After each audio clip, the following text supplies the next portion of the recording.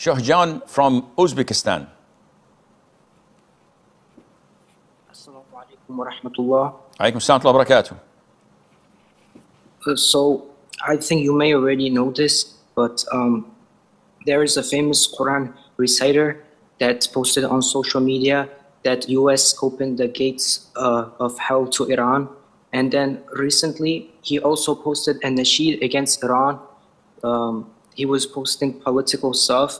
And my question is, isn't this Quran reciter doing something haram? Because Prophet Muhammad ﷺ said to not have arguments besides the Muslims, because the others will then interfere, the Jews and the Christians. So my answer is no, I don't think that Allah said something like that. And when you object to something like that, you have to provide the evidence. First of all, whoever that reciter is, he's not a student of knowledge. He's not a scholar. So no one should pay attention to what he says because he's not a scholar. You want knowledge? You go to scholars. You don't go to a reciter that is a reciter by day and a nasheed artist by night. Especially if the nasheed has music on it. What kind of Quran are you reciting? Musical instrument is haram. And this is known to ignorant imbeciles on the street who don't even pray in the masjid. They know it's haram. So how dare you do such a thing? The conflict with Iran is something we Muslims did not initiate. And we cannot side by the Jews and the Americans for certain because they're not Muslims. The Jews are the Israelis, not the Jews. The Israelis are our enemy. They've attacked our brothers and sisters in Palestine, annihilated most of them, committed genocides. They've attacked Lebanon and want to annex half of it if they can. They've attacked Syria, who did not do anything to them, and continue to attack them. Next is Jordan, who knows? Maybe Egypt, but they're too afraid of Egypt because they know what Egypt is. So the problem is, these are disbelievers. We don't have an issue with that. The issue is with Muslims coming to defend Iran, not knowing what Iran is. Oh, Iran is an Islamic country. What Islam are we talking about? I know Islam to be upholding the Quran and its teachings and upholding the Sunnah of the Prophet ﷺ. Is this the Islam they propagate? No, they have a different sect and cult. So is it similar? Actually, it's not. Because they have Qum and they have a Najaf and they have these shrines where they worship the graves and they call upon Ali, upon Al-Hasan and Hussein. This is shirk. Yeah, but they say they're Muslims. Okay, what about the Quran?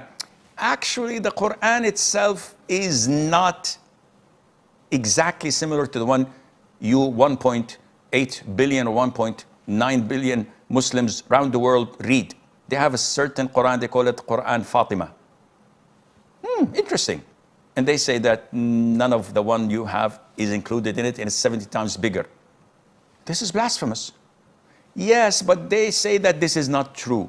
But it is found in Al-Kafi of the Kilini. It is found in their original books that they teach in their schools and universities.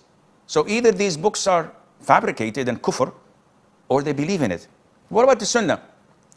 Actually, they don't believe in the teachings of the companions because they think that all the companions are disbelievers and apostates, except 4 or 5 of them. But the rest, the hundreds, the rest, they're all kafir.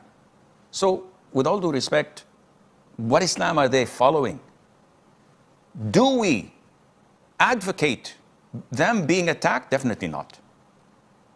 Because we believe that the population, laymen, normal Muslims who are ignorant, who do not believe in such kufr, that the government, the Maulana, the La'natullah, and the rest, the scholars believe.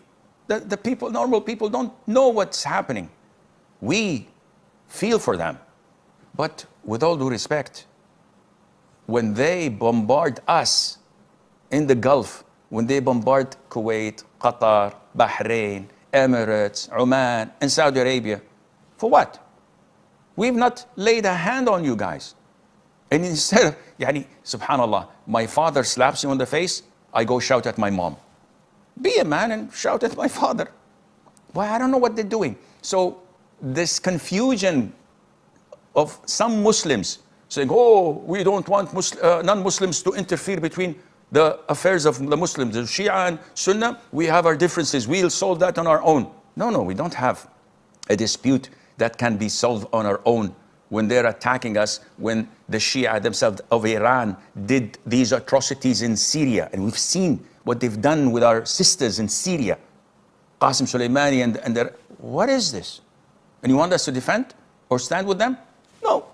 Let the Zalimeen, the wrongdoers, destroy one another. We could care less. We don't have anything to intervene. It is wrong to stand by them. Just because we hate the US and the Israelis, we say, oh, the enemies of my enemies are my friends and allies. No, it doesn't go like this. And the proof is, look what they've caused us. When we have nothing to do, they are bombarding us, they are sending their drones, they're trying to paralyze our economy. We didn't do anything.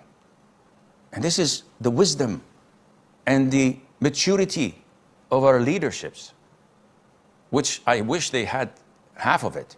Now, we say that we do not approve at all of what the Israelis and their allies are doing. Definitely, there are enemies.